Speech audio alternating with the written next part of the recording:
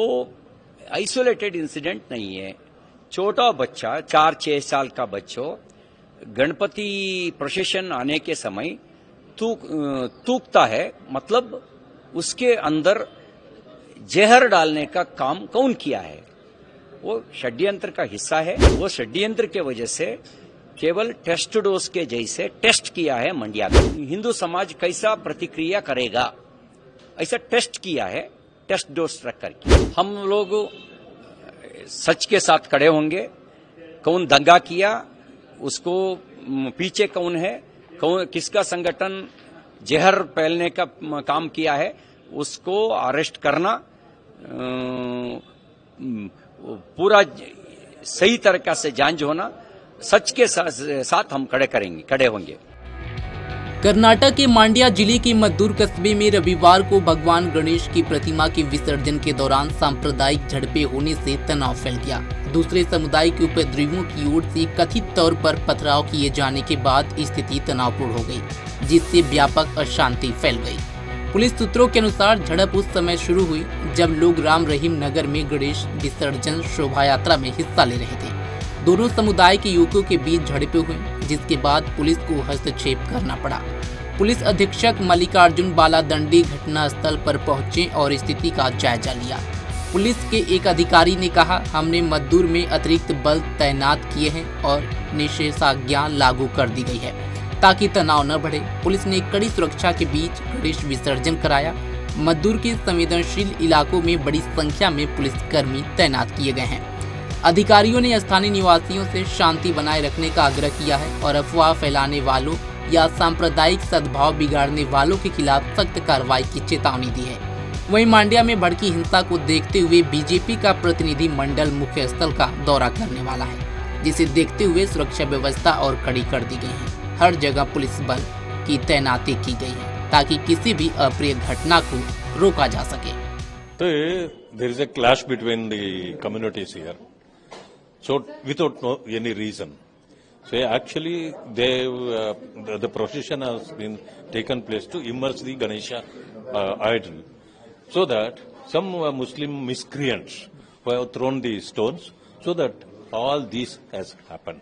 But there is no politics in this, but Congress wanted to bring a political angle to this, so that we came as a opposition leaders to pacify the issue, so one to settle the issue. The Congress is saying that the appeasement politics and that the appeasement is from Congress side only. So they only provoked and they are only misguided and they are also doing the same thing now. Mandya incident isolated incident नहीं है। पिछले साल नागमंगल में petrol bomb से मारा, 30 को ज्यादा दुकानों को जलाया। इस बार वही मंडिया जिला में पत्थर से मारा, प्रोसेशन के ऊपर, गणेश प्रोसेशन के ऊपर पत्थर से मारा। वो आइसोलेटेड इंसिडेंट नहीं है। छोटा बच्चा 4-6 साल का बच्चों गणपति प्रोसेशन आने के समय तूकता है, मतलब उसके अंदर जहर डालने का काम कौन किया है? वो षड्यंत्र का हिस्सा है, उसका मानसिकता का हिस्सा है। वो षड्यंत्र के वजह से केवल टेस्ट डोज के जैसे टेस्ट किया है मंडिया में। हम लोग ऐसा करेगा तो हिंदू समाज कैसा प्रतिक्रिया करेगा, ऐसा टेस्ट किया है, टेस्ट डोज रख करके। सर, बार-बार कांग्रेस सरकार में ऐसा घटना हो रहा है, उसके बारे में क्या बोलेंगे? अपीजमेंट पॉलिसी के वजह से वोट बैंक राजनीति कर रहा है, राष्ट्र नीति छोड़ करके। कांग्रेस राष्ट्र नीति छोड़ करके केवल राजनीति वोट बैंक के वजह से अपीजमेंट कर रहा है, तुष्टीकरण कर रहा है। उसका वजह से उसका परिणाम पाकिस्तान जिंदाबाद नारा लगाता है विधानसभा में आकर के। कल भद्रावती में भी ऐसा नारा लगाया है। अब 23 में कांग्रेस जीता है ना असेंबली में। बेलगाम नॉर्थ कॉन्स्टिट्यूंसी प्रत्याशी, कांग्रेस प्रत्याशी जीतने के समय नारा लगाया भारत माता की जय, ऐसा नहीं लगाया पाकिस्तान जिंदाबाद लगाया है। उसके मतलब उसका मानसिकता स्टडी करना चाहता है तो कैसा सोचता है आप लोग।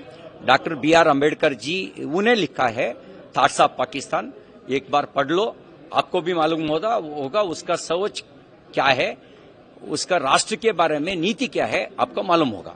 सर ये कल आप प्रोटेस्ट करने जा रहे हैं सर, इसके बारे में हम लोग सच के साथ खड़े होंगे।